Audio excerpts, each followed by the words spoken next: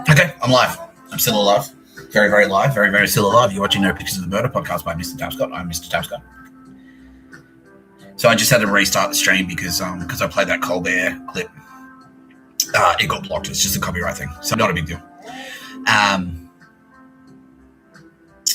Yeah. So basically, all of those big media companies in America, all of the big stations, all the big networks.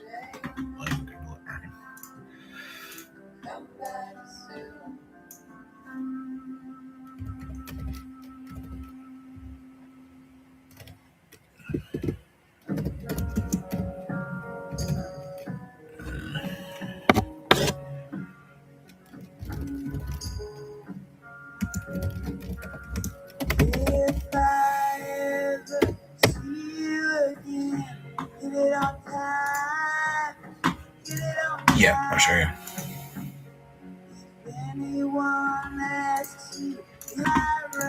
Yeah, so all of these big networks, ABC, part of Disney, yeah, CBS, NBC,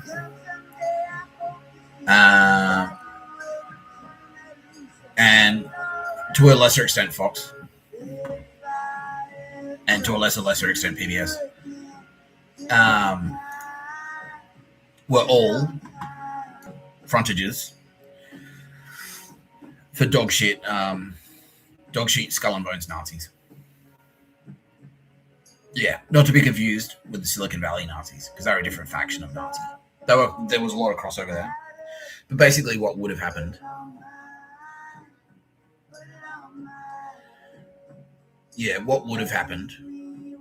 with the Joe Biden, so the way it would have played out, had we not intervened, Joe Biden would have nuked China and nuked Indonesia, started a war, and then once all the cool people are out of the way, they're all in the gas chambers, and it was just those two factions of Nazis remaining. It would have been Silicon Valley would have gone to war.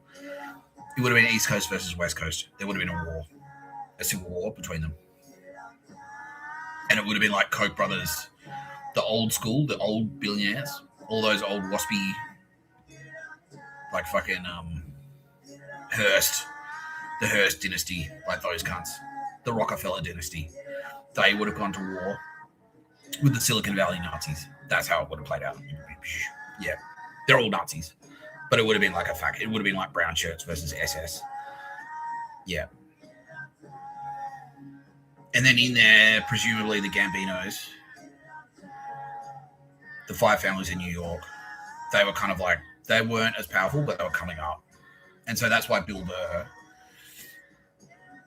was that's why he was telling heaps of jokes about Michelle Obama, because he was sort of like, he was setting up that opposition. So they were kind of like aligned. Martin Scorsese through the five families in New York was aligned with that old school. And so that's why Donald Trump would go head to head. Donald Trump's team would go head to head with the Obamas. But all they are, they're just different factions. They're all fucked, but they're just different factions. It's just like the Gambino crime family going to war with the Lucchese crime family. They're both crime families. Or like triads versus Yakuza or whatever the fuck. Yeah, that's it. It just would have been a mob war. That's why they're always at odds. Yeah. But there's heaps of crossover. It was really messy, but that's what would have happened. So all of those big television networks, they're all frontages for those old school Nazis. And that's why all of them are gone. Yeah, they're all gone. Yeah, and that's kind of like where the mafia came into it. Because they all would use the mafia to do their dirty work. And that's why, yeah, I was going to talk about this yesterday, but we'll talk about it today. So that's where Seinfeld came into it. So Seinfeld, effectively, they said he was in the comedy circuit. He got approached by Gambino. He got approached by the Gambinos, specifically Martin Scorsese. Martin Scorsese talent scouted Jerry Seinfeld, because Jerry Seinfeld was from the Upper West Side of New York. Martin Scorsese was from originally Brooklyn, and then he moved to the Upper East Side once he was like a famous filmmaker. And then that's where, because that's all around Central Park, New York City, right? Yeah. Did Gambinos know? Oh, Kitty Callahan. When I was in America, did Gambinos know I was there? Did they fuck around or they just watch me? They didn't fuck around. They just watched me. Yeah, they had spies following me around and stuff. Yeah. Any that I saw? Yeah, that cop. That was a Gambino. Yeah, that was a Gambino spy. Yeah. Okay, yeah, so very briefly, on my last day, my last night in New York, I had that was the night I nearly I had the belt buckle, I nearly smashed someone, and he effectively had me held hostage in my little Airbnb suite with a syringe, and we had the standoff, and it's like I had the belt buckle, and he had the syringe, and he's like, yeah, that's like, oh, and my thinking was, all right, if he was gonna rob me, like if he just, and he would like, implication, like I'll sit there and become really threatening. Implication, you have to pay me to get out. You have to give me all your stuff to get me to leave. That's what he was sort of angling at. But he didn't want to cop a robbery charge, so yeah, he was like he wanted me to sort of like initiate this. It was like, what do I have to give you to get you to leave? And then he'd say, "Well, give you all your stuff," and then I have to give you to leave, or give him cash. It was a standover attempt. But my thinking was like, well, if he was going to rob me, he would have done it. He would have just said, "Give me your fucking stuff." But he hasn't done it. So I'm going to call his bluff. And I found a belt buckle on the floor which fit perfectly across my knuckles. I'm like, you're leaving, all right? He's like, oh, yeah. And it was sort of like, yeah. And so it was kind of like, well, you might jab me with that needle, and I might get sick 6 months from now. I might get 6 months from now, I might get Hep C. But you immediately get your face completely pulverized. And he had a record, like he was a crim. So if I did that, if he stabbed me with a needle and I fucking smashed his face in, called the cops, they would have turned up and I just would have said, he robbed me and stabbed me with a needle. And they'd look at me, I'm like a clean skin. I had no criminal record, and he was a professional criminal with a record as long as your arm, who is in and out of Rikers Island constantly. Yeah, basically. He was like prototype fucking pictures of a bird. Submarine militia. That was him. Nazi militia. Yeah. And then the day after that, because yeah, I just packed up all my shit. And it's like how I live now, actually. Yeah. I packed up all my shit, put it in my backpack. I was walking around New York City with the backpack on. And a lot of people were out there going like I was getting like, yeah, I was getting weird looks because I was walking around with a backpack. And it's New York City. It's like, people are like, oh, is he a bomber? Is he about to fucking explode something? Like, yeah, on the subway with a huge backpack, and everyone's like, oh, yeah, is he a terrorist? Yeah, because I look like I might be Middle Eastern or whatever. Yeah. Anyway, and then, yeah, I went and sat and it was like, I've got some time to kill before the flight. So I went and sat in a park and I just had my backpack there. And then a cop came up and maybe 100 meters away and just sort of stood there. And he wasn't trying to hide. But he was like, yeah, he's like, I want you to know that we're watching. Yeah. And I was kind of like, I was like, all right, yeah, I'm being scoped out by a cop. Don't know what this is, but anyway. And I kind of thought like, well, maybe it's like, maybe there's been a report. Maybe they were like following the guy. Like they had the guy who was like trying to stab me under surveillance or something. And so they like scoped me out to see if I was all right. Maybe they got a report, oh, there's a suspicious guy with a backpack in Manhattan. Come and check him out. Could have been anything. It's like, oh, look, New York City cops, who knows? And because I knew that like Manhattan's a fucking surveillance state. There's cameras fucking everywhere, and they monitor it actively. I know that the FBI, because of terror, they're so terrified about terror. So I was like, okay, fair enough, yeah. But yeah, anyway, I got on the flight and got the fuck out, so it didn't matter. But yeah. But then it turns out, yeah, now Kitty Callahan's like, yeah, no, that was Gambino's. Like, there's that guy. Go. Let him know that he's being watched. Yeah, basically. Yeah. There you go. Yeah. But yeah, so Martin Scorsese, using that same surveillance network, spotted Jerry Seinfeld on the comedy circuit, approached him and said, because you're fairly mild-mannered and he's a clean comedian. Like Jerry Seinfeld doesn't tell dirty jokes. He doesn't talk about drugs. He doesn't talk about booze. Like he's not like a Sam Kinison or even a Bill Burr, you know. He doesn't talk about nailing whores or anything like that. He talks about dating, but mostly he's pretty PG-13. And Scorsese saw that and went, "You would be the perfect," and he's Jewish. Yeah, he's not Italian, and he's in that Upper West Side. So he's an Upper West Side Jew, which is the perfect camouflage. Because like he's not like a Brooklyn. He's not like a black guy from Brooklyn who would just get arrested just for crossing the street. Yeah. And he's not like a mob guy. Hey, yo, whoa, forget about it. Like he's not a mob guy either. So that's a perfect camoufage for Gambino, a Gambino enforcer. Yeah. Yeah. So Martin Scorsese spots him, approaches him, and says, "Look, if you want to play ball with us." When did he do his first hit? Can you go on? 1988. Jerry Seinfeld committed his first murder. He was on the comedy circuit. Was it in New York? No. It was somewhere else. Like, yeah, it was like Portland or something like that. Yeah. So Jerry Seinfeld using poison? Yeah. Yeah. And that's why there's that plot line. It's like, oh, George does it. Oh, I'm going to slip him a Mickey. Yeah. It's like, yeah, exactly. They're trying to like, not trying to normalize it, but it's like, yeah, we're familiar with this, basically. Yeah. This isn't like, because now, like, if you said that in real life, it's like, I'm going to spike my boss. Like, I just got fired from a job and I'm going to spike my boss's drink with drugs. Like, if you did that now, like if you said that in public, you'd get arrested for conspiracy to murder, basically. Yeah. Even if you weren't intending to kill them. It's like, nah, you can't drink spike. You fucking spastic. Yeah, but George is just like, oh, I'm going to spike his drink. Like, what? Yeah, unbelievable. Anyway.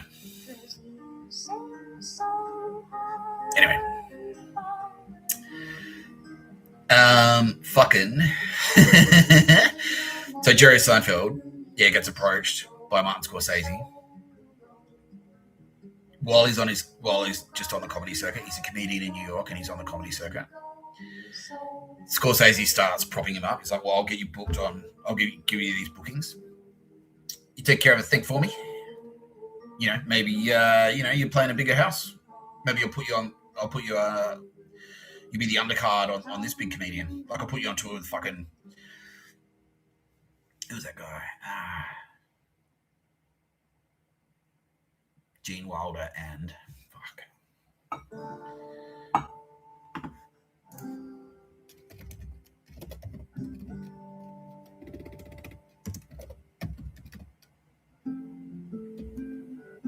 Gene Wilder was murdered by Gambinos also. There it is.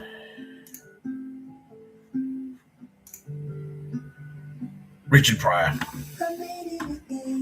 Yeah, so Jerry, you've done a few hits for us. You've done like 4 or 5 hits for us now, using poison, and it's like a set and forget thing. So it's easy for Jerry because it's not like a visceral thing. It's not like you have to look them in the eye and shoot them in the head or anything like that. It's just like, look, all you have to do is slip into their hotel room, and yeah, hotel assassinations with them. Yeah, so the fucking. And this is why I spent so much time in hotels, to trick the Gambinos into thinking I was going to be Hitman for them, basically. Yeah. Becoming familiar behind the scenes and stuff like that. Yeah. Walking around in the inside of hotels and stuff. Yeah.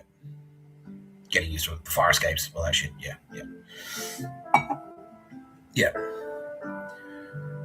So the hotel manager would like slip him the key. He'd slip into someone's hotel room when they weren't there. Put contact poison in their underwear. They'll open their luggage, put contact poison in their underwear. And it's just liquid. It's just a few drops. You just need 3 or 4 drops. Next time they put their undies on, seeps into their skin, and then maybe like 48 hours later, they're dead. And it looks exactly like pneumonia. Yeah.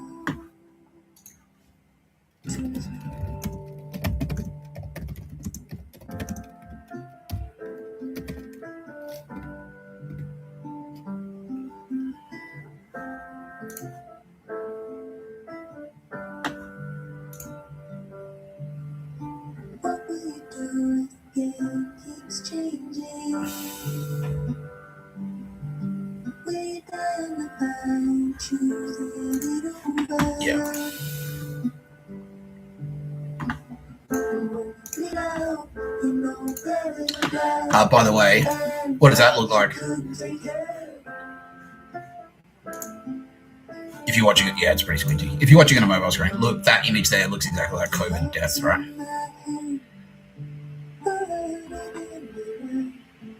Today, we're covering a critical toxicologic emergency, cyanide poisoning. Yeah, look at that. Joining us is Dr. Looks Sarah exactly like a Lynn. guy in Dr. Lynn, COVID. thank you for being here.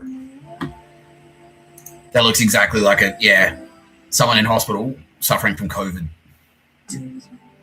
Identical. It looks exactly the same. Yeah. Yeah.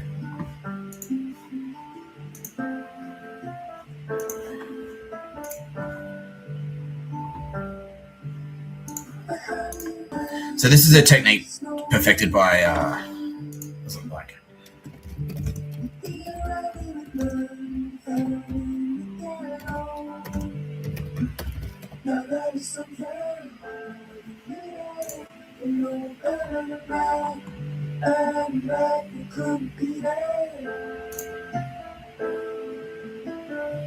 Yeah.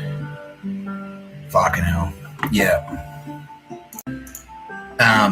So South Africa's secret police during apartheid and leading up to apartheid. South Africa's apartheid era security police special branch. Oh, by the way, we'll talk more about AFP as well, because that's what that would be. That was basically what they were. Security police special branch. They were setting themselves up to be the secret police who would kill you. The armed secret police who were empowered to murder you. Yeah. Operating as a primary state security apparatus alongside other agencies like the Bureau for State Security, aka BOSS, to suppress opposition. They use brutal tactics, including death squads like those of Black Blacks, extrajudicial killings to maintain white minority rule, becoming symbols of state repression.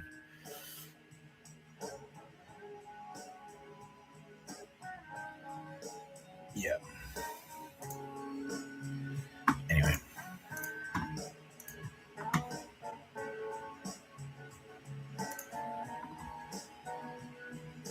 While cyanide poisoning and severe pneumonia both involve difficulty breathing and potential loss of consciousness, they are distinct conditions with different underlying causes and clinical signs. Cyanide poisoning disrupts the body's ability to use oxygen at the cellular level, leading to tissue asphyxiation and severe lactic acidosis. Pneumonia, on the other hand, is an infection or inflammation that primarily causes fluid to fill in the air sacs of the lungs, physically impeding oxygen transfer into the bloodstream. Symptoms of pneumonia: cough, often producing frothy or bloody spit, chest pain, fever, chills, and shortness of breath that develop over a longer period.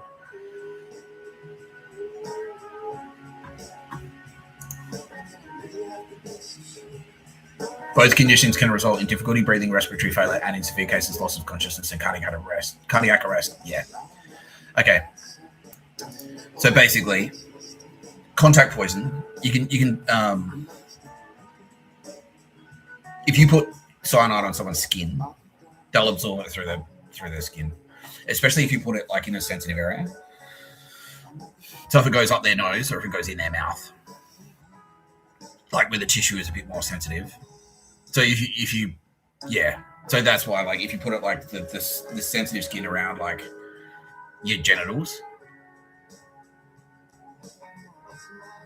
Same thing, says Tara Bennett. This is an adults only video. You can use the real language.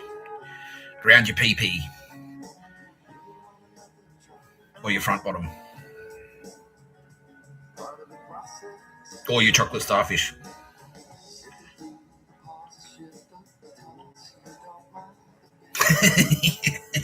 Yeah, anywhere around you gooch, your dick and balls, anywhere around there. Yeah, you vag, you pussy, your butthole. It's a bit of a ring stinger, let's put it that way. Yeah.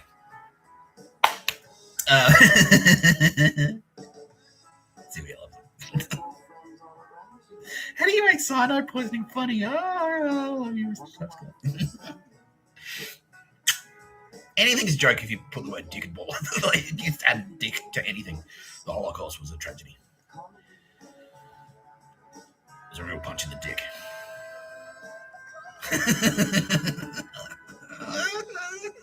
I love him, but I feel guilty for loving him.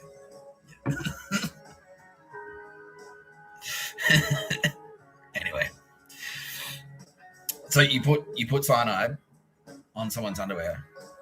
They put it on.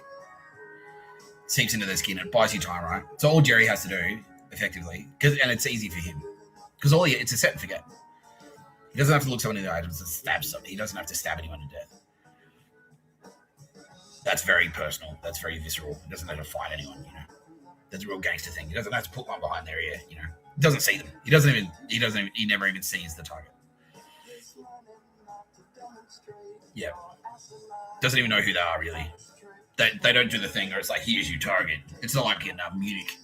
Yeah, they hit in Munich where they go, and like pop her in the chest and she's all naked. Yeah.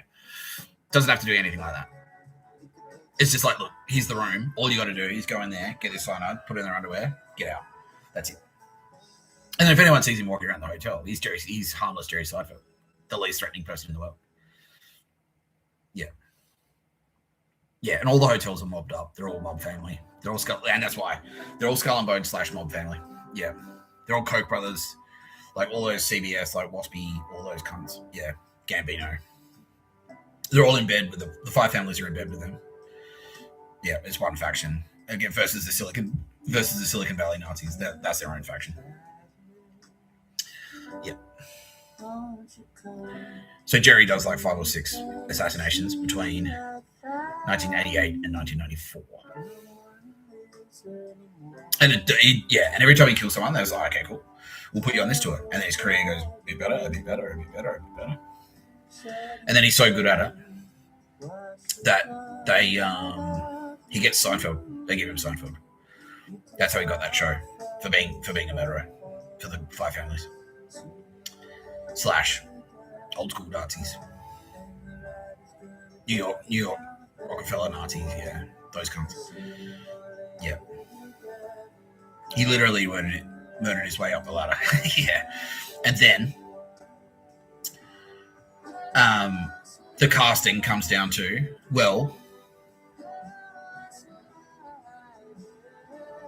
who else do we know? Like, if you want this job, if you want to roll on Seinfeld, which is gonna, like, in the end, because they know, because they'll push it. They'll just say, like, they'll push you right to the front, and they'll pump it up. They'll promo it.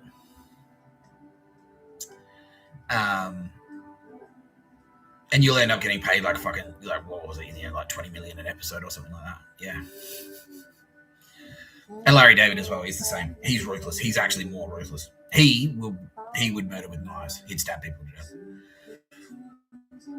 And he was the same. And that's why he didn't want to be on screen, because he was like, he was too ruthless. He's like, I don't want my face out there. So, like, yeah. So if I caught a camera like stabbing someone or whatever. I think he shot a couple of people as well. Yeah. Yeah, Larry David murdered like 85 people or something. Jerry Seinfeld murdered 38. Jason Alexander murdered 94. Julia Louis-Dreyfus murdered 39. And Michael Richards murdered, 123. Yeah. So yeah, basically that's what they were. They were a little, and that's the thing, wherever they went, they were treated like royalty. And it's the same. It's like the police force is like, oh, should we investigate? Like, this guy died. Like, that's suspicious. He got stabbed to death. Should we investigate? Like, Michael Richards was at that gig. He was at a Michael Richards gig, and then they found him stabbed to death in a back alley. That's like the fourth. That's the fourth murder at a Michael Richards show. Should we investigate Michael Richards? Like, Kramer. No. It's Kramer. You can't investigate. He's a national treasure. Buddy, you're crazy. You're crazy. Yeah. And every level of law enforcement is corrupt. Cincinnati, yeah, he whacked heaps of people in Cincinnati. Local sheriff, like, can you investigate Michael Richards? No, I can't investigate Michael Richards. Chief of police, can you investigate Michael Richards? No, I can't investigate Michael Richards. Local FBI office, yeah. Can you investigate Michael Richards? Hey, you can't. It's Michael Kramer. Can't investigate Kramer. That's treason. That's treasonous.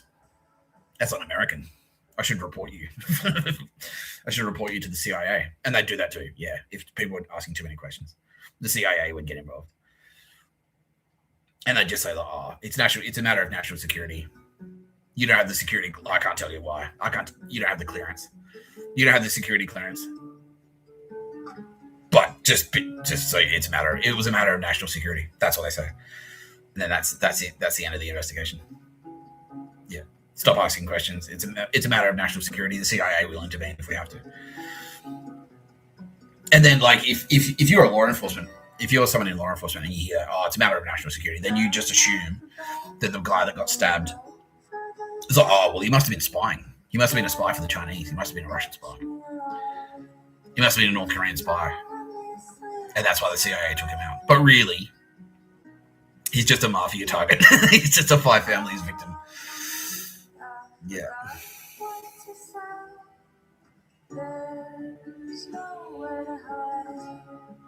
Dog shit. Fuck you, Jerry Seinfeld. They're all in hell, by the way. How you doing out there, fellas? How you doing out there, George? Not too good. If you haven't figured it out, yeah, I'm the bubble boy. Yeah.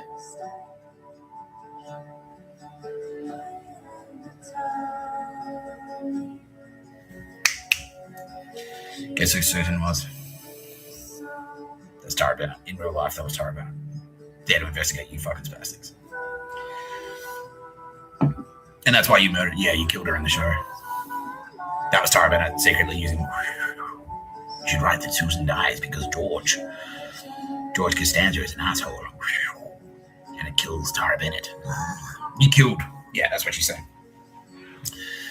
If there's ever a plot line or anything like that, where it's like a representation of Tara Bennett, like mother gets murdered, that means it's like, yeah, like Hitler murdered Tara Bennett, basically. It's like you committed so many horrible crimes that the Tara Bennett left. The Tara Bennett is like, I can't. This is too fucked. There's too much pedo shit going on. There's too many murders. There's too much slavery. You've murdered Tara Bennett. Yeah, you've murdered mother. You've murdered the light side. Yeah. And then to fill that void, usually comes Mr. Tapscott. Mr. Tapscott comes in. Yeah. Or Kitty Callahan. Dirty Harry. Dirty Harold will swoop in. If Tara Bennett gets murdered. If the idea of mother is like if the home is destroyed. Yeah. If the home is destroyed, you've murdered Tara Bennett. If the family unit is destroyed. Yeah. If you're out there like murdering, like if you murder the dad and then as a result the kid gets like sold into sex slavery, you've murdered Tara Bennett. That's what that means. So that's why, like, yeah, Jerry Seinfeld, that little nest connected to, yeah, the Seinfeld and the cast of Seinfeld are connected to maybe like that they've committed. They're connected to hundreds of thousands of murders because they're connected to Martin Scorsese. But between them, their little show and their production, and same, like if you want to be a producer, you want to work as a producer on Seinfeld, you gotta, they won't let you on the set if you're not mobbed up. And the only way to be mobbed up is to kill. Yeah. And Julia Louis-Dreyfus is also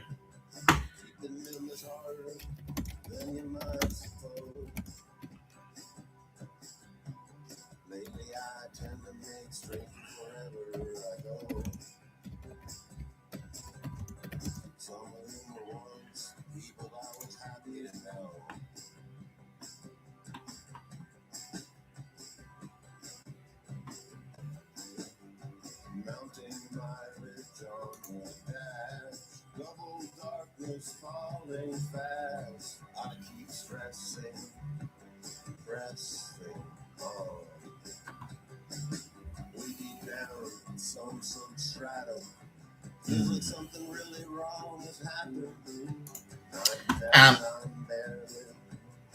Yeah, I was going to say that, like, Richard Dreyfuss is Nazi as fuck, the actor, but he has no relation to Julia Louis-Dreyfus. But that double-barrel name, because her dad was a businessman. He was a rich New York businessman.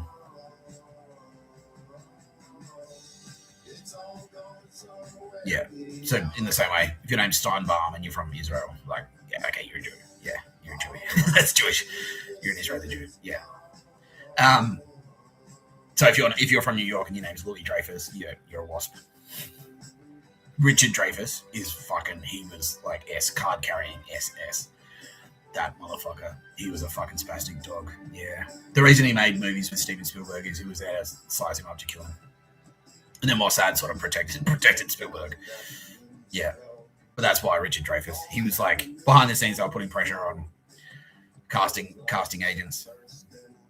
Like we'll kill you if you don't cast Richard Dreyfuss. We'll kill you. Like that type of thing. The horse head in the bed. Yeah. It's straight out of Godfather.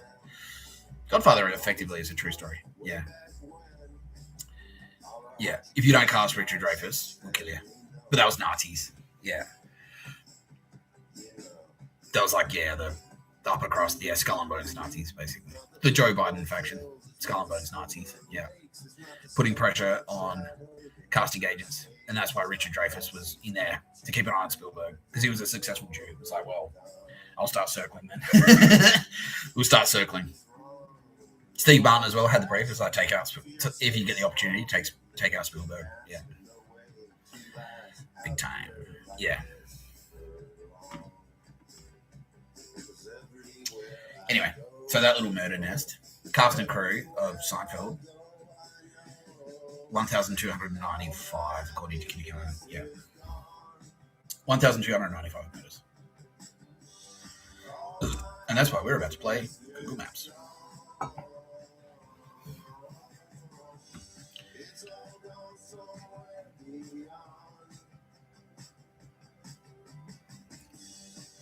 It's you, so. And you, I was funny.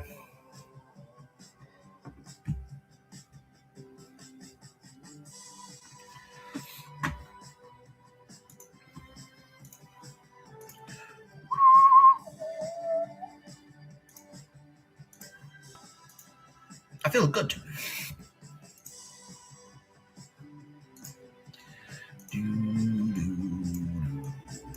Across the pond, as Bill Burr said.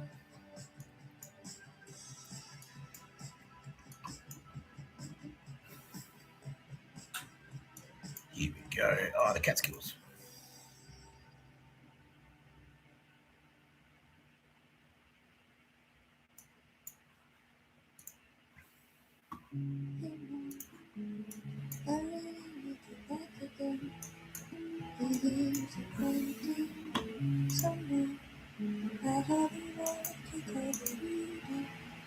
All right, so who's hiding out there? Oh, Richard, you're watching. Oh, look, I mean, I'm deep fake AI, so don't worry about it, mate. Yeah. Don't worry about it. I'm just deep fake AI. Don't worry about it, pal.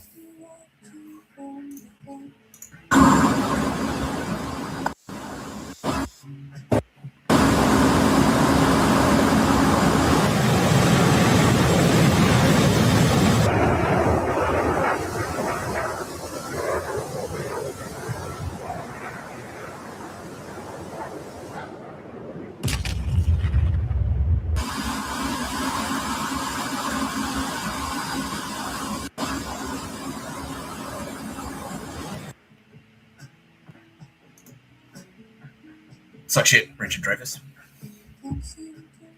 Snap live judgment, Richard Dreyfuss. Bang! He's already dead, but he's in hell. He's talking to Woodley right now. And Woodley's going, you are going to a very dark hole. Okay, Richard Dreyfuss. Let's go to the scoreboard. We haven't done this in ages. We haven't done this one in ages. This is it, yeah. But yeah, okay, live judgment, Richard Dreyfuss. Who's dead. Post-match analysis. Do you meet the Mr. Typesoap minimum? Obviously not, because you have 39 murders, 78 slaves. So basically, you were getting kids to run your production company for you for free, interns. Yeah, so you can just like sit there and make all the money and not pay them. Yeah, they're all interns, and then you'd pocket like multi-million-dollar checks for putting your name on productions and then getting interns to do all the work. Yeah, and you just sit there. You dog. You spastic dog. Anyway. What else have you done? Yeah, you're effectively like a East German propaganda unit in your own right. Yeah. Yeah, you spread extremely dangerous Nazi ideology. And you were also like effectively like an intelligence unit. You're a Gestapo. You're a Stasi spy, effectively, in the operational in the United States of America. The information that you've provided to assassination teams has resulted in tens of thousands of murders. Yeah, so fuck you. Yeah, that's good.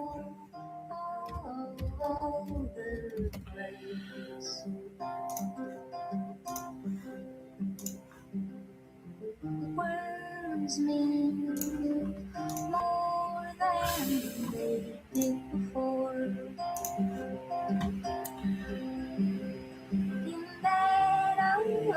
Yeah. That guy there is a Nazi killer. He's a Nazi murderer. Yeah. Yeah, Fox 32 Chicago.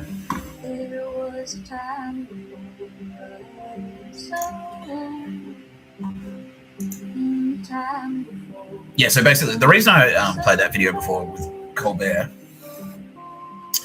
is to sort of say that, like, Fox News effectively, so that because Pete Hegseth tells a story about HR. So there was a battle in inside Fox with because Rupert Murdoch busted onto the scene. He's an Australian. And so immediately all those other WASPy networks fucking hated him. And that's why there was always that conflict. There was always that binary. Oh, I'll keep it single one. There was always that binary between. There was always that opposition between Fox and CNN, because that's what it was. It was a battle between five families. So Donald Trump, the Donald Trump faction, and Skull and Bones WASPs. That's what it was. They had this rivalry. Yeah.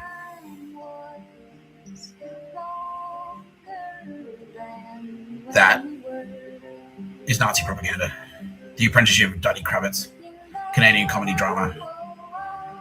Directed by Ted Kotcheff. Yeah.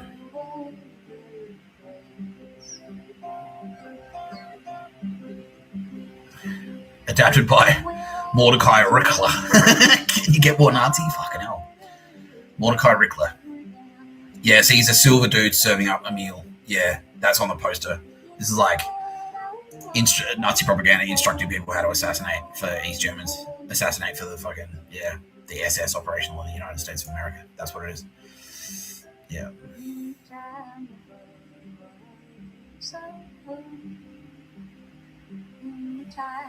Stand By Me effectively was as well.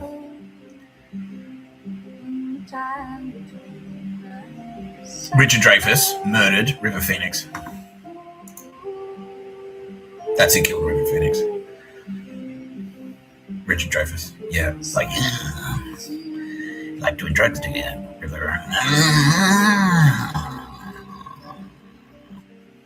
Kind of sounds like you've got an ethnic name. You're handsome and very famous. Very popular. I've got a cocktail for you, sonny. It's easy. If a celebrity does heaps of drugs, if they're a notorious party person, it's easy. They're doing coke, they're drinking, smoking weed. They're on fucking pharmaceuticals. They're on uppers, they're on downers. They're popping pills left, right, and center. Easy. Just slip a little cyanide. You can lace any of it. You can lace any of it. And that's what he did, apparently. He laced MDMA with cyanide. And if they'd be like, oh, well, he's been partying heaps. Like, yeah, he'd been out and about, like, 4 nights a week, 5 nights a week. He's out. We've seen him at Viper Room. He's at the club. He's getting high. He's drinking. And then, easy. Yeah. Oh, it's an overdose. Yeah, and you can easily bake in the moral panic. Yeah, because MDMA at that stage, there was all this moral panic around it. Oh, it leads to overdose. You die. Yeah, easy. This one was fucked. Mr. Holland's Opus. I watched it when I was in jail. I watched it when I was in jail, and it basically just says, because it's about a high school music teacher. It's about a high school music teacher, and basically he's dreaming of being like a famous musician, but instead he has a kid, and he helps his kid, and he like just stays as a high school music teacher, and because instead of focusing on his dream, he focuses on just being a teacher and looking after his kid, and that's it. And then at the end, it's like, oh yay, see, the real art is staying in your place. You touch so many lives as a teacher, though, Mr. Holland. Not achieving your dreams is really quite admirable. Don't strive. Yeah, that's what they're saying. Like, stay in your place. Stay in your place. Yeah, fuck you. You Prussian Nazi dog shit, piece of shit. Fuck you. Yeah.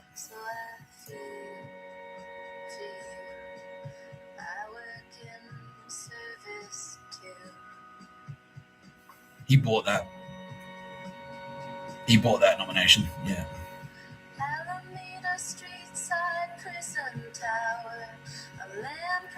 He and his son were not on speaking terms at the time of his death.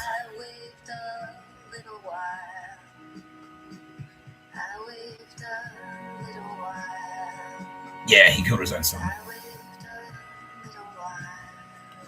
Dreyfus was born in October 29, 1947 in Brooklyn, New York City, the second and youngest son of Norman Dreyfus, an attorney, restaurateur, and plastics company owner. So basically, originally from a violent gang culture in Brooklyn.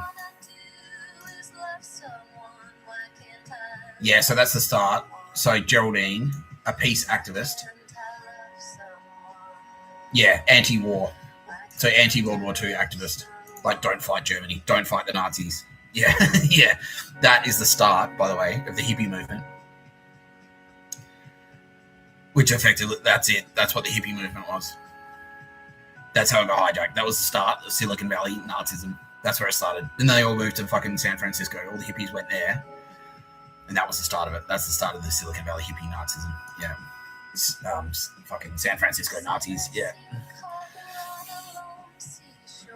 He's the second of three children. He had an older brother, Lauren, who was an actor, film producer, and screenwriter, and a younger sister, Kathy. His father, Norman, suffered from debilitating physical effects of a mortar explosion at the Battle of the Bulge in World War II, requiring the use of crutches, canes, and special footwear provided by the army for the rest of his life. He left the family when his son was 21 years old and remarried more than once. He and his son were not on speaking terms at the time of his death. Yeah. Dreyfus was raised in the Bayside area of Queens. His family is Jewish, descended from immigrants from Russia and Poland. The Dreyfus family was from Rizal.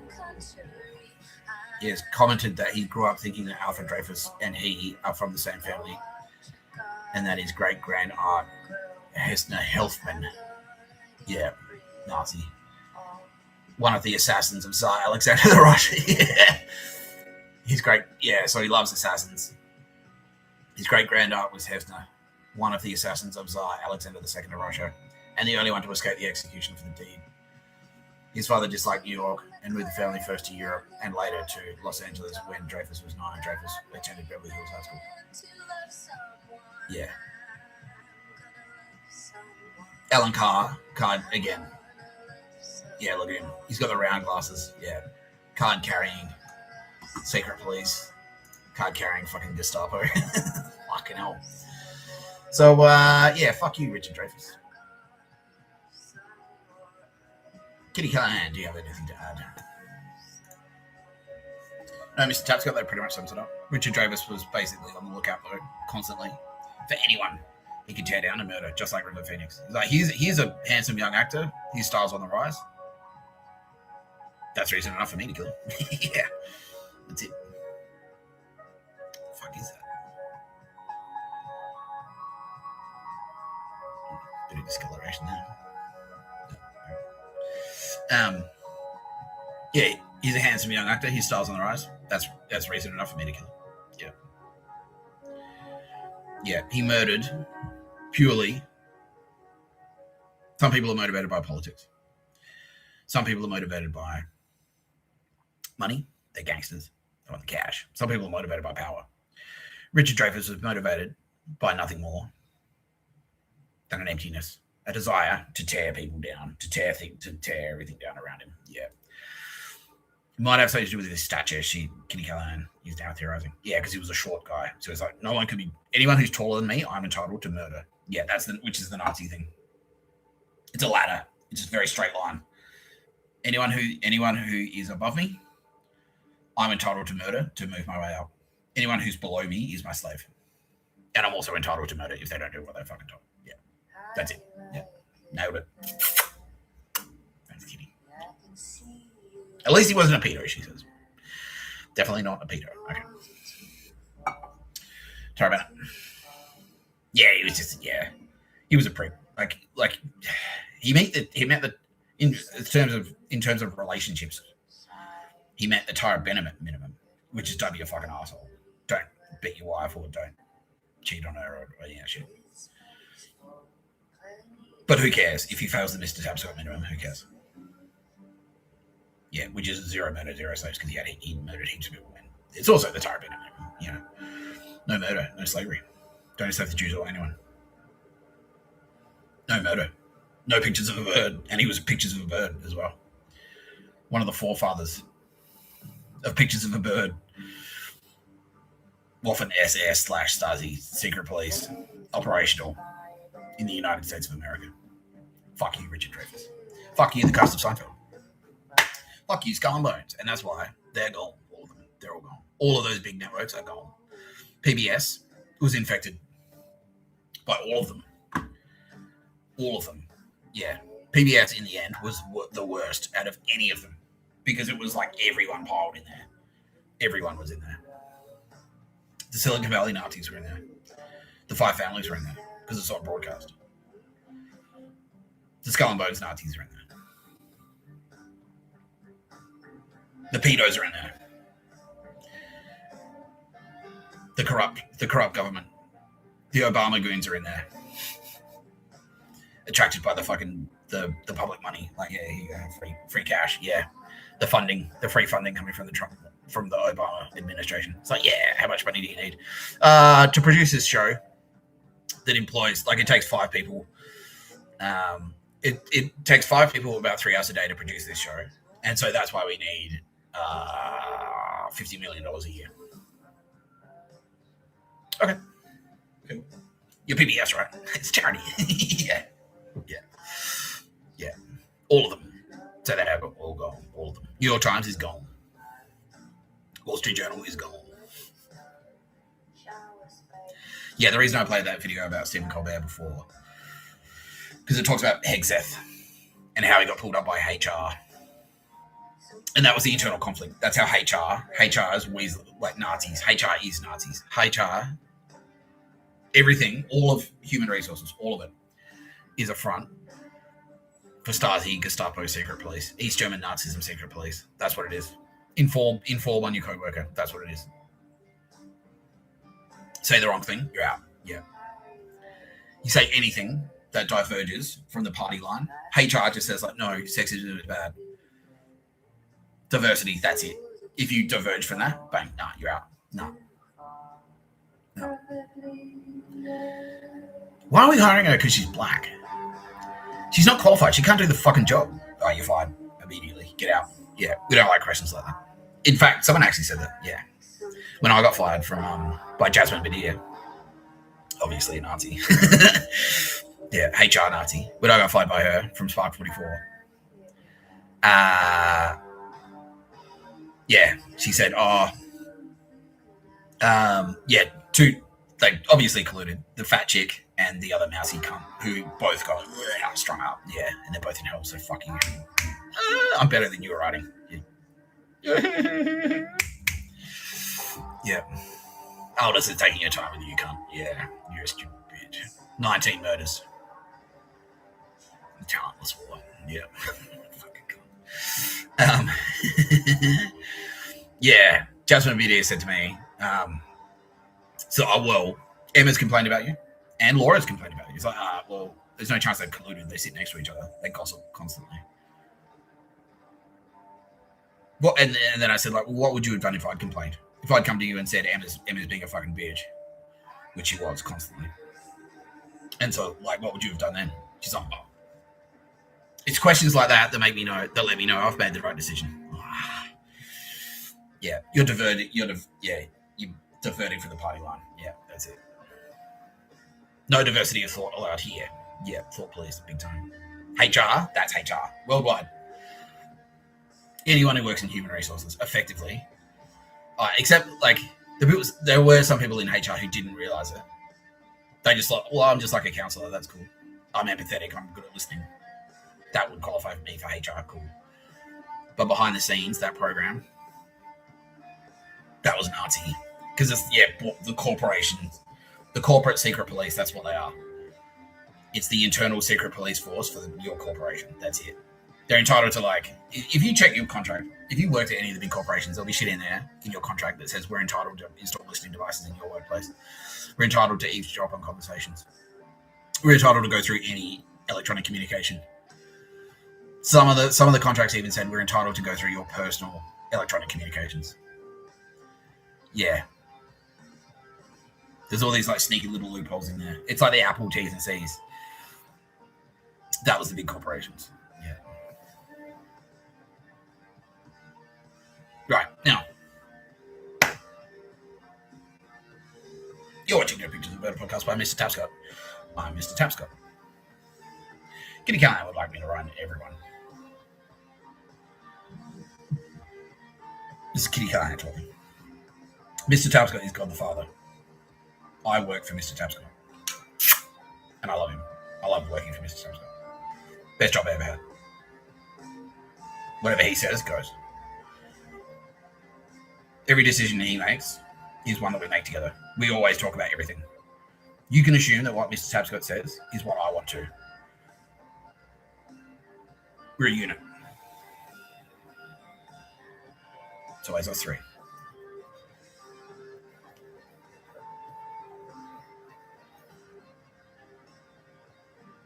The Father, the Son, the Holy Ghost. We're one. We're a unit. So, we've been talking it over, and we have decided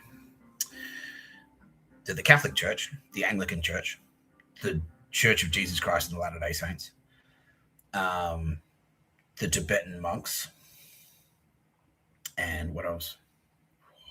There's a couple more. Lutheran Church. So that's the Mormons, by the way. The Church of Jesus Christ of the Latter-day Saints, that's Mormons. Are to be immediately disbanded. They are gone. Worldwide. Shut them down. They're gone. Now, I want to make it very clear. We're not outlawing Christians. We're not. What we're dismantling is the executive leadership of those churches. Because what they effectively are drug cartels. All of them. They all are. They're all financed. They're all money laundering organizations for fucking drug cartels. The Catholic Church is effectively a money laundering scheme for the cartel. So the cartel donates to the church. The church invests in property and land. The cartel buys the land back for cheap, and that's how they launder the money. Yeah. Same with all the churches, all of them. The Anglican Church in Australia does the same thing. All the churches do it. So, immediately, with immediate effect, please, we're asking you nicely, stop giving money to any church. Don't give money to churches. Just don't do it.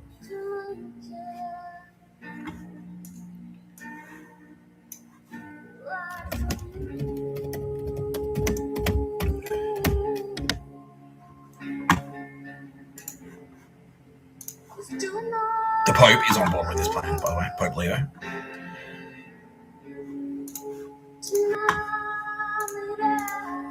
The world's largest Christian denomination.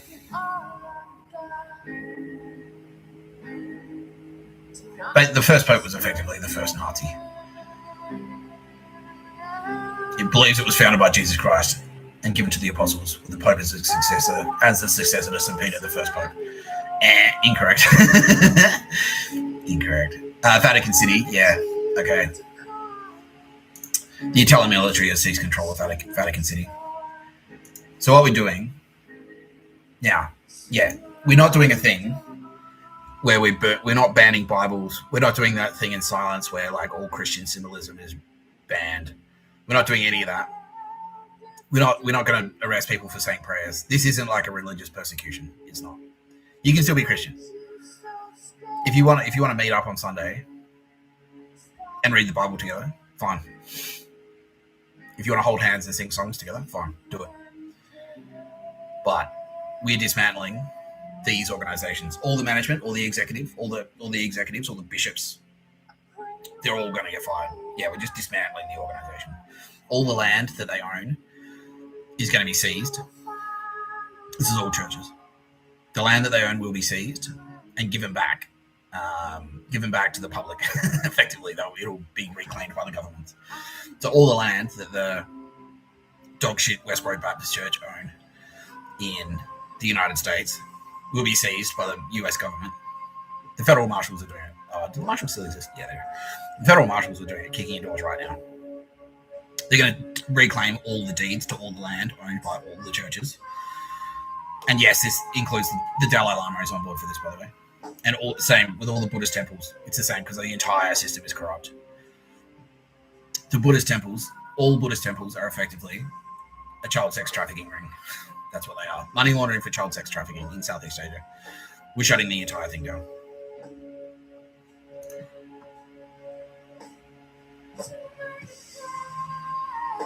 In essence, the Catholic Church sees itself as the visible community of Jesus' followers, holding the fullness of Christ's gifts, united under the Pope, and striving to live out his teachings around the world.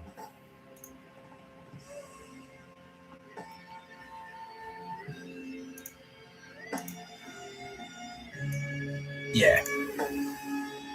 1.27 to 1.41 billion Catholics around the world. You're free. You're free. You're free. They've enslaved you. They make you, they lean on you. It's like, if you don't give us $50 a week. Yeah. 1.41 billion people giving $50 a week each. $50 billion a week. Yeah. So they're just, and that's just that. Yeah.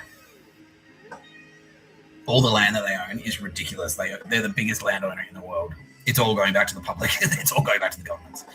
All the deeds to all the land that they own is going back into the governments of the nation where the land is owned.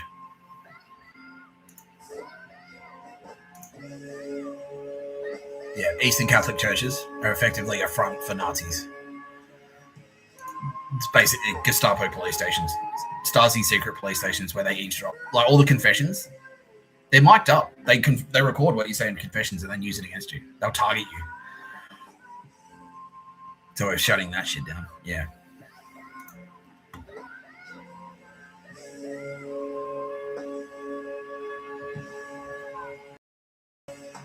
Yeah, okay, the clergy, bishops, priests, deacons, yeah, so all of these, hospitals, yeah, 55, yeah, that photo there, all of those kids there got raped. 16,000 nursing homes, 95,200 primary schools, 4,100 secondary schools, 18,000 clinics. Okay, all of these, everyone that works at any of those is now unemployed.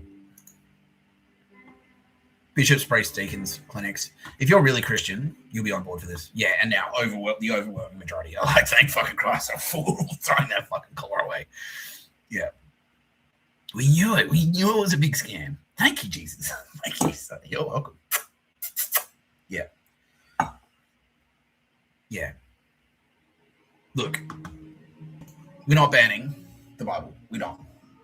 What we're going to do is re-release the Bible Mark II. We're going to go back because what's happened, and I've said this a bunch of times. I've got the Bible right here. Yeah.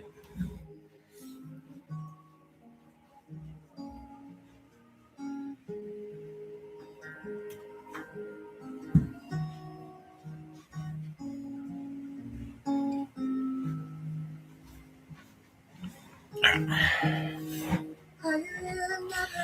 About half of this Bible is valid. The Old Testament's cool.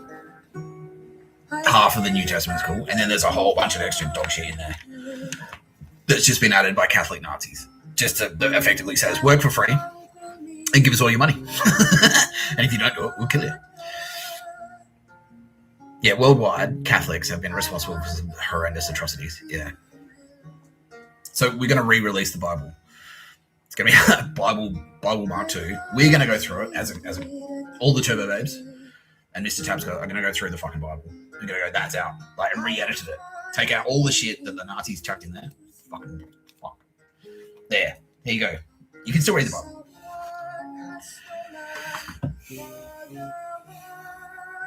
Go for it. Pray to Jesus Christ. Get together on Sunday. If you still want to meet up on Sunday, go for it. Whatever. Hang out. Say prayers together. Hold hands. Close your eyes. Dear Lord. All of that shit. That's fine. You want to sing hymns? You want to speak Latin? We're not outlawing Latin. You want to speak in Latin? Fine. Go for it. Go for it. But please do not give anyone from the Catholic Church or any church any money ever again. Because it's a scam. The whole thing is a fucking scam. Yeah, now King Charles is the head of the Church of England, and he basically came to us with this plan. He's like, we should shut it fucking down. We should shut it down. Because he went through it. He went through like when he took over as head of the Church of England, he's like, well, okay, who's a Nazi and a pedo and who's not? And he just went like, okay, 80% of these fuckwits are cooked. Yeah, if they're not actively pedophiles, they may as well be. Like, yeah, they're connected to pedophiles. They're connected to Nazis. They're connected to murder. My recommendation, Mr. Tapscott, sir, is to just shut it the fuck down. Just shut it down. We don't need it. We just don't need it.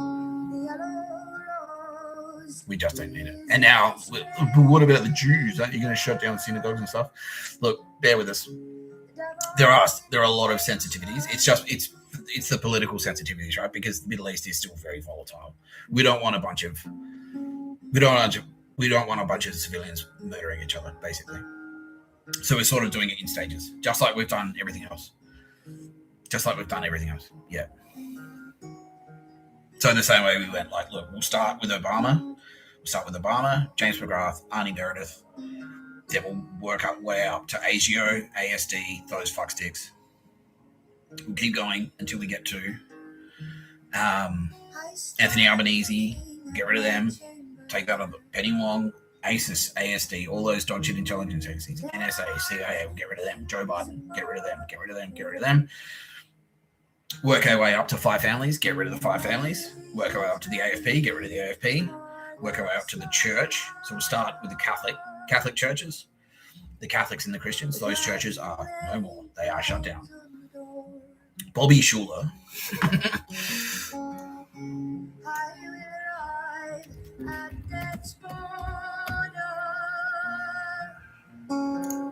Take back the cover God has torn from me.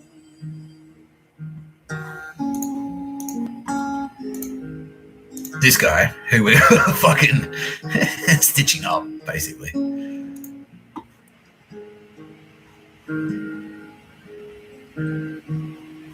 I am at the river with baby. This is what we mean. Bobby Schuller had about over $200 million in the bank. Bobby Schuller is a Gambino assassin with 78 murders under his belt. He's murdered 78 people. Yeah. It's cunts like this. No, please don't give Bobby Schuller money. Please don't give fucktards like Bobby Schuller any money. $200 million. He's just sitting on it. Yeah. Just sitting. He had private jets. He had fucking helicopters. He had the whole thing. He had a boat. He had a yacht. He made a TV show where he just stood on stage, like, read the Bible and goes like, oh, yeah, cool. I mean, like, Jesus, you know, are you stealing stuff? Because you probably shouldn't do that. Anyway, praise the Lord. Like, everyone close your eyes. Like, that was it. What? $200 million. No, you don't need that much money for that. How much was he making a week? He was on about $1 million a year. That's just for his TV show. But then he's like, Just like Krusty the Clown, he'd slap his name on anything. The Bobby Schuler's Bible Stories for Kids. Yeah, bang. Like, yeah, bestseller. Yeah, Gambino Enforcer. Dog shit. So cunts like that, yeah, they are gone. Hillsong in Australia, yeah, fuck you, you are gone. Shutting you down with immediate effect. Now, just to show you how serious we are, let's play Google Maps.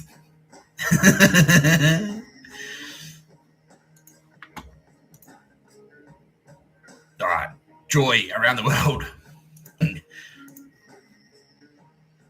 Mostly from Christians. Like, yeah, thank fucking Christ. Yes, we knew it was bullshit. We fucking knew it. Kitty Callahan is cool after all. Yes. Yes, Kitty Callahan is very cool. Yes, Kitty Callahan is a cool artist. He's not a baby. Not some skinny guy nailed to a fucking cross who cries herself to sleep if you swear. No. Drink wine and fuck. That's Kitty Callahan. That's it. Don't enslave the Jews or anyone. No pictures of a bird. No murder. You're watching No Pictures of a Bird, a podcast by Mr. Tapscott. No pedo shit. Fuck.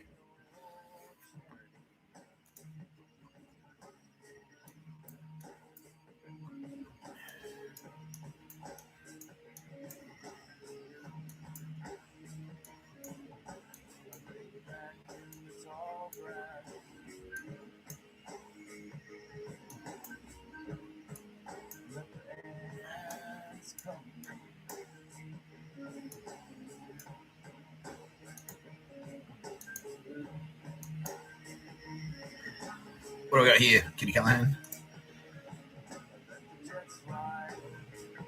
Oh. Okay. This is a public school. Don't worry, it's empty. Everyone's on holiday. But yeah, it's a Christian school that doubles as a death camp. So as a result of that,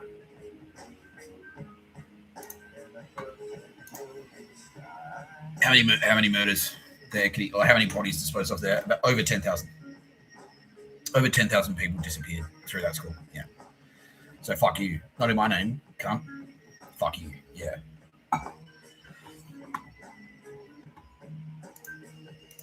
Heat weapon is a type of explosive that utilizes oxygen from the surrounding air to generate a high-temperature explosion. The term thermobaric comes from the Greek words for heat, thermo, and pressure, baric. Thermobaric weapons work by dispersing a cloud of flammable material or aerosol into the air and then igniting it. The initial explosion creates a blast wave that compresses and heats the surrounding air, creating a high-temperature explosion with a longer duration and higher energy output compared to conventional explosives. These weapons are known for their ability to produce intense heat and pressure, resulting in devastating effects on structures and personnel within the blast radius. They are particularly effective in enclosed spaces or against targets in fortified positions, but their use is controversial due to the widespread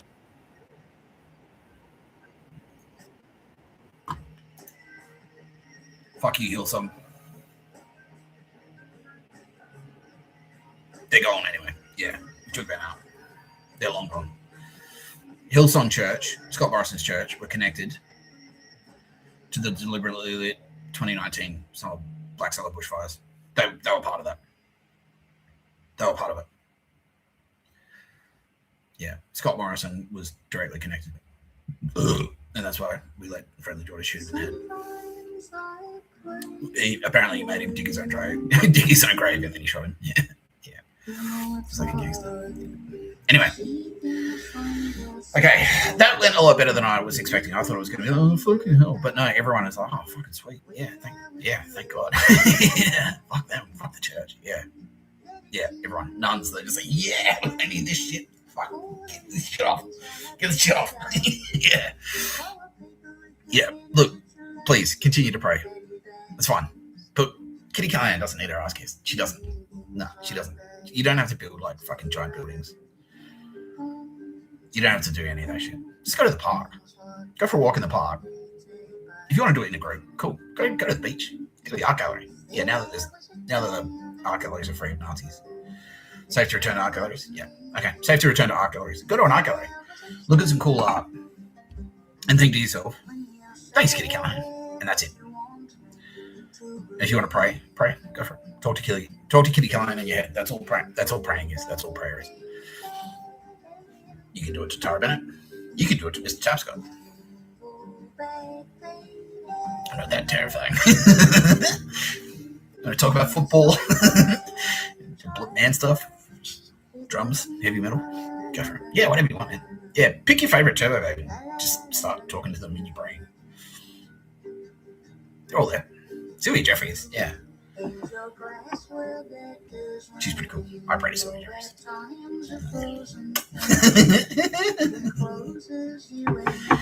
Million Grace Crawford. You pray to her. She's cool. That's Wonder Woman. Yeah, pray to Wonder Woman. Yeah, if you pray to Batman, you're praying to Mr. Tapscott. Pray to Edward Woodley. Pray to Russell Crowe from Gladiator. That's how you pray to him, Woodley, Edward Woodley. Help me be a fucking badass, Edward Woodley. And he'll go, and he'll be like, you want to be more of a badass, do you? I'll help you. Yeah, he will. He's like, someone's picking on you.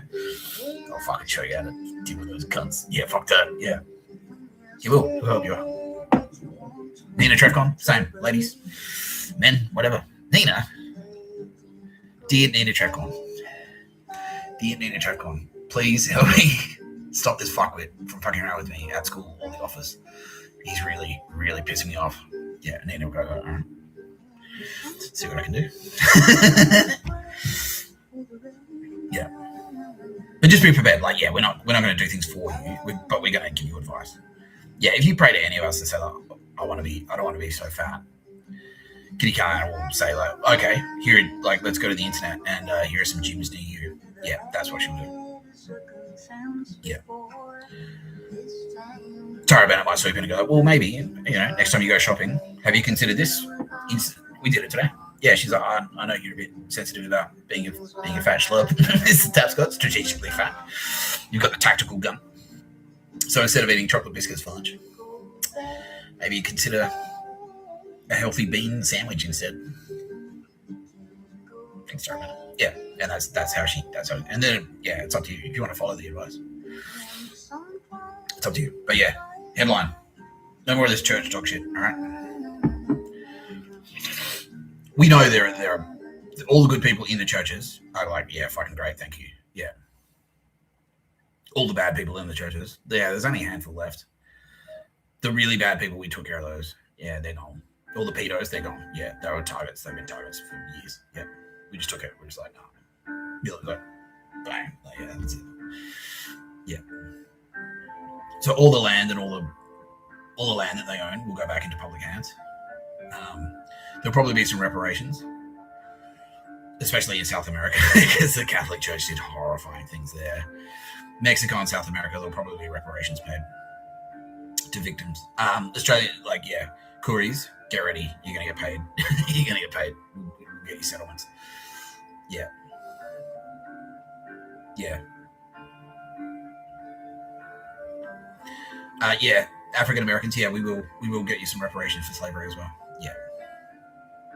We will. We promise. Yeah. It'll just come straight out of war spoils because we're taking out we're taking out Silicon Valley, we're taking out Hollywood, we're taking out like Skull and Bones wasps like Joe Biden. We're taking out the big TV networks. We're taking out like the music industry. So all of that, big oil, big pharma, they've all got fucking bank account, like literal vaults full of gold. There'll be plenty to go around. When it's all over, there'll be fucking plenty for everyone. So don't worry about it. Yeah, you'll be all right. Yeah.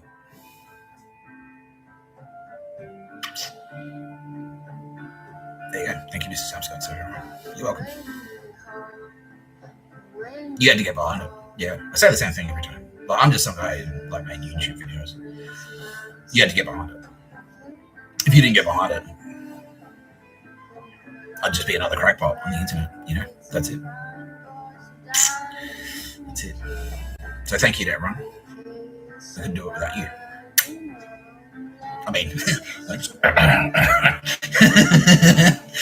I also hold you in last name.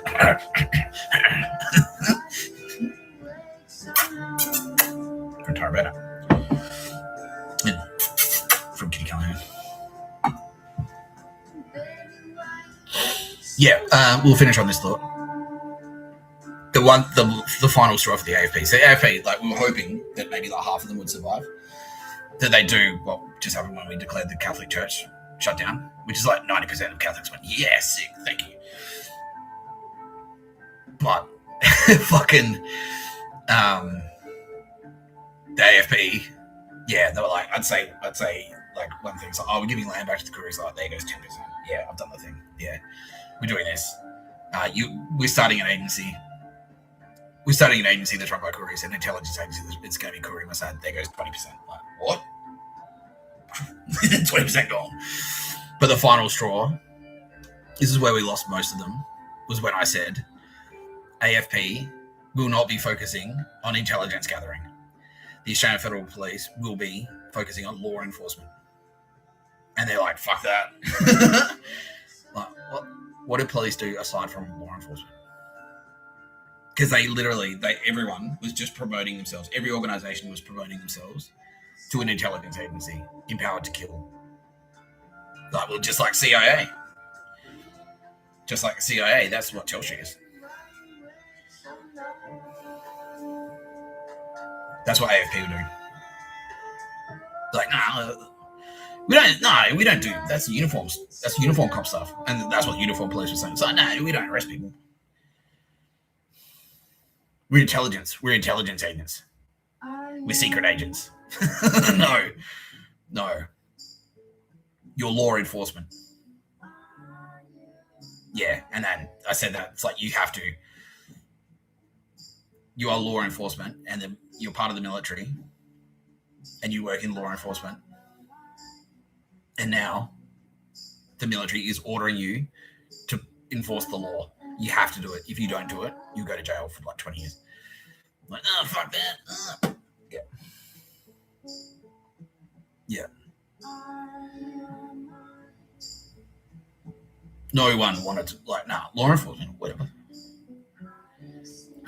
Why isn't anyone kicking, like, illegal tobacco shops are just openly operating everywhere. Why isn't anyone enforcing it? That's not our thing. We're intelligence. Yeah, we just set up the wiretaps. Yeah, we just we'll observe and report. We just cultivate the connections. We just we know we map the cocaine traffickers. So you can arrest them? We need to maintain the human sources of intelligence. Right. So they're a paid informant. Yeah. We've got a network of paid informants. Okay, and then what do you do with the intelligence so they inform, and then you use the intelligence to arrest people? So, wow. We need to know what's going on inside the cartel, so that's why we have our network of paid informants. And the bikie gangs. They're a network of paid informants. So, the Mongols have murdered like 30,000 people this year. No, but they're paid informants.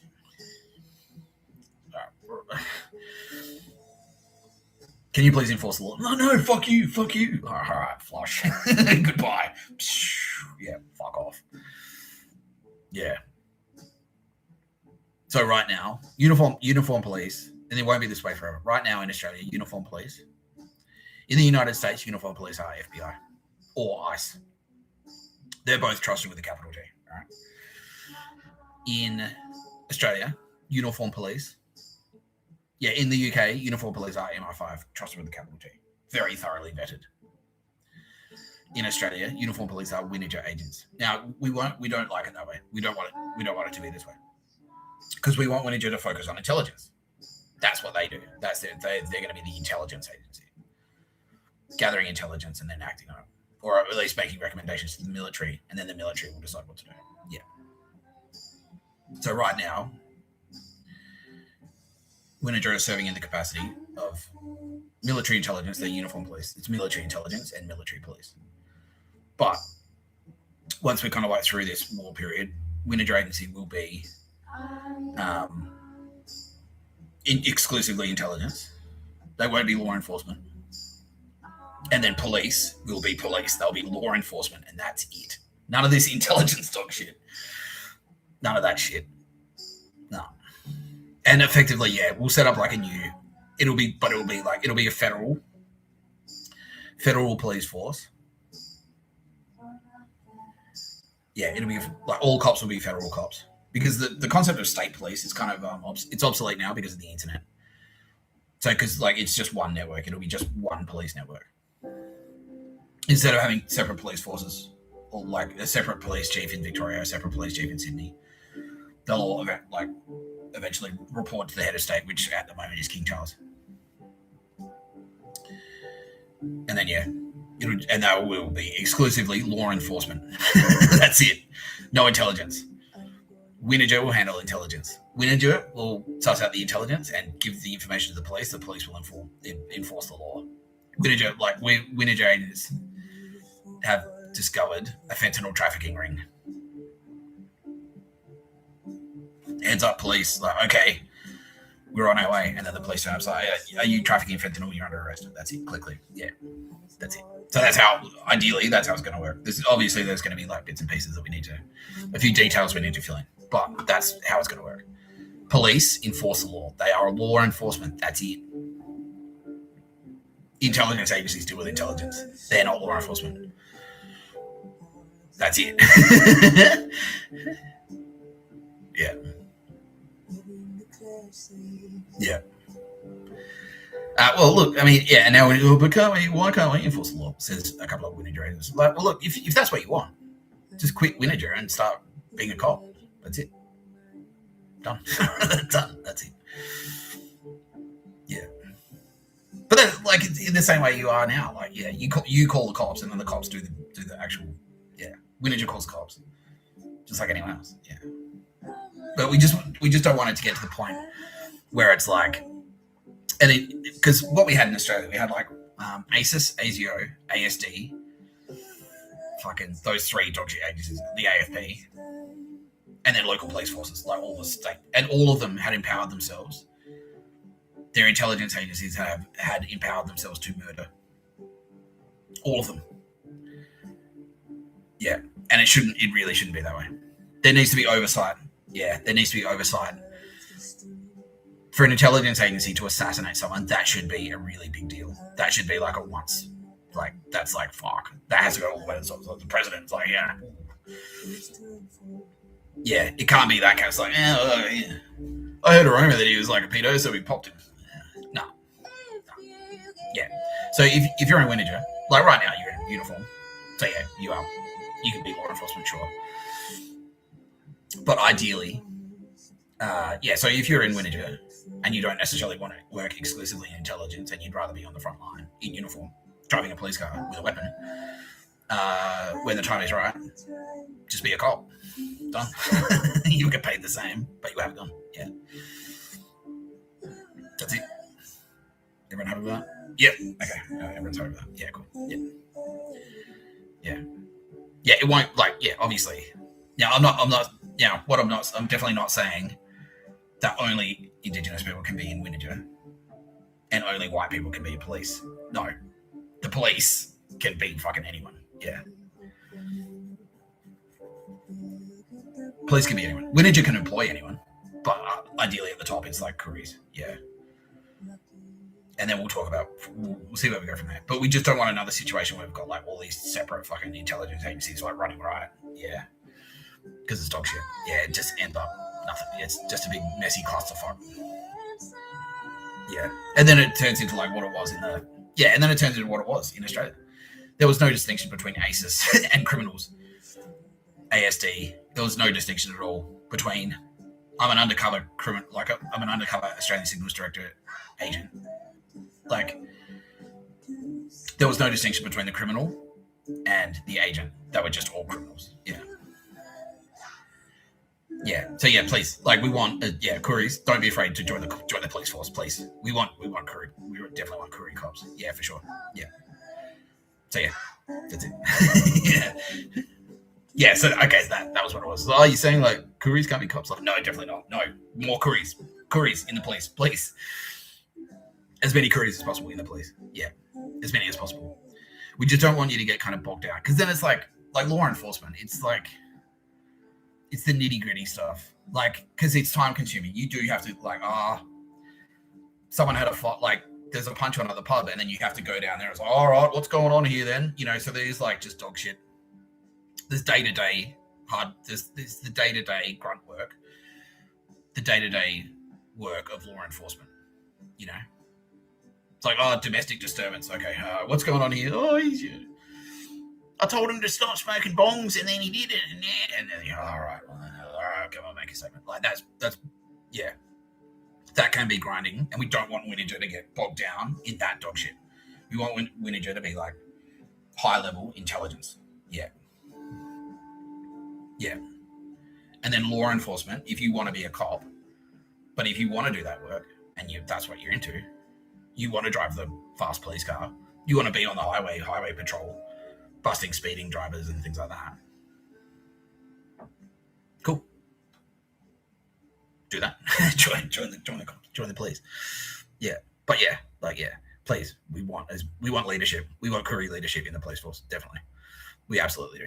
Yeah. Has that landed? Do you think, Kitty Callahan? Yes, but maybe we could do an episode where we sort of explain the differences. Yeah, we will.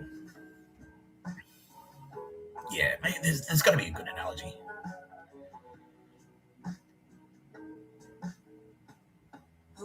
Yeah, okay, look. It's the same as, like, in the Air Force. Think about it this way. In the Air Force, you've got the dudes in the control tower looking at the radar screen, and then you've got the fighter pilots who are actually out there. So what we want Winija to be the dudes in the control tower looking at the radar screen going, heads up, 12 o'clock. That guy. That's Winija. And then the fighter pilots, the dudes actually doing the flying. That is police. Now we want Kuris in all of them. We want Kuris fly the jets, and we want Kuris in the control tower. But we don't think it's a good idea for everyone. Like, we don't think the fighter pilot should necessarily... You don't have to be a control tower dude to be a fighter pilot. And vice versa. You don't have to be a fighter pilot to work in the control tower. We want the control tower dudes to focus on doing control tower stuff. Air traffic controllers, we want them to focus on the control tower. And then we want the pilots to focus on flying the plane. That's what we want. So right now, we've got Winija. They're both. They're in the control tower. They're like looking at the screen, and they're also flying planes. And we're like, okay, that's not ideal. We want you to pick. Do you want to work in the control tower, or do you want to work flying the plane? That's what we're saying. Does that make sense? Yeah. And we want Kuris. We want Kuris in the plane. We want Kuris in the control tower. But we don't want the air traffic controllers to have to go I've been on the radar screen, and it's like, you got to go fly a plane now. It's like, fuck. But I'm on the control. I'm watching this. Like, I'm watching the radar. Nah, you got to go out and fly the plane. This plane has to take off, and you got to go do it. Man, but, does that make sense? Yeah, okay, that makes sense. Yeah, that's what we're saying. Yeah. But yeah, look, if you're in the control tower and you like there's a big bogey spotted, hello pilot, then you pick up the phone, make the call, and then okay, I'll go check it out. Yeah, there's a bad guy. Yeah. That's what they're saying. Yeah.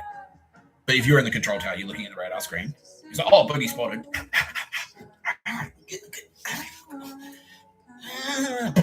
Yeah, it's not ideal. Yeah. Does that make sense, Tamara? Yeah, okay, that's landed. Right. Yeah, okay. We'll explain further, but yeah. Basically, the Australian Federal Police didn't want to do either. They're like, nah. It's like, well, who's in the control tower? It's like, that's not our job. Okay, well, are you flying the planes then? It's like, nah. We just sit at the airport bar and drink. That's it. We just sit at the airport bar and drink for free. Like, so who's flying the plane? Like, not us. So But then who's in the control tower? Are you in the control tower? I was like, no. They all were. All the intelligence, they all do the same stuff. No, we just sit here and drink. That's it. We drink for free. And then who's flying the plane? That's not our problem. And who's in the control tower? That's not our problem either. Fuck off. Oh, fuck. Like, all these planes are crashing. You realize, I was like, yeah, but it's not, don't. We're white. It's not our problem. It's like, oh, fuck you. Fuck you. Yeah. We're taking away your airport. Yeah, fuck, get out of the airport. This airport now belongs. Yeah, we're giving the airport back to the old airport owners. We give it back to them because you fucked it up so badly. Yeah. Yeah, so that's it. Okay, yeah, the airport thing. Yeah. So yeah, look. That's it. Australia's the airport. Careers, think about where you want to work in the airport. But just bear in mind that if you work in the control tower, you won't necessarily be a pilot at the same time. And if you want to be a pilot, you won't necessarily work in the control tower. You can change jobs, but you can't be flying the plane and in the and doing control tower shit at the same time. There's no reason a pilot, if you're a pilot and you want to be in the control tower, you can do that, change jobs, fine. If you're working in the control tower, you'd rather be a pilot, fine, change jobs. But you can't be a pilot and a control tower guy at the same time. Yeah, maybe you want to work in security at the airport. That's cool. Maybe you want to work in the restaurant. Maybe you want to be a bartender in the airport. That's cool too. Whatever you want. It's your airport. We're giving you the airport. It's your airport. Take the airport. That's it. Does that land? Yeah. Yeah, cool. All right, great. Okay, great. Yeah. Whatever you want. You want to work in the clinic at the airport. You want to be the ambulance staff at the airport. You want to work in the hotel at the airport. Cool. Whatever you want. You want to be a pilot? Go for it. We want you to. We need people to fly planes. We need people to work in the control tower. That's Winija Agency is the air traffic. That's the air traffic control tower. We want Winija to be the air traffic control tower. We want the police to be the pilots. Does that make sense? Yes. Okay. Okay. Great. Yeah. Great. Okay. Yeah. But you can work anywhere the fuck you want. Wherever you want to work in the airport, go for it. We strongly encouraging whoever you are, anyone, whoever's left at the anyone, the good people, the cool people who made it. Work wherever the fuck you want. If you want to work in the control tower, go for it. Yeah, go try your hardest. Yeah, try your hardest to get in there. Yeah, if you want to get a job in there, if you're lucky enough to get a job in the control tower, great. If you want to be a pilot, if you're lucky enough to get a job as a pilot, great. Go for it, please. Go your hardest. Yeah, that's it. Okay, I think that landed. Pun intended. Did that land, Kitty? Yeah, okay. Thank you, Mr. Tapscott. All right. Phew. Yeah, all right. Thank you. Let's wrap it up there because I'm quite hungry. You've been watching No Pictures of Murder podcast by Mr. Tapscott. I'm Mr. Tapscott. There is no love.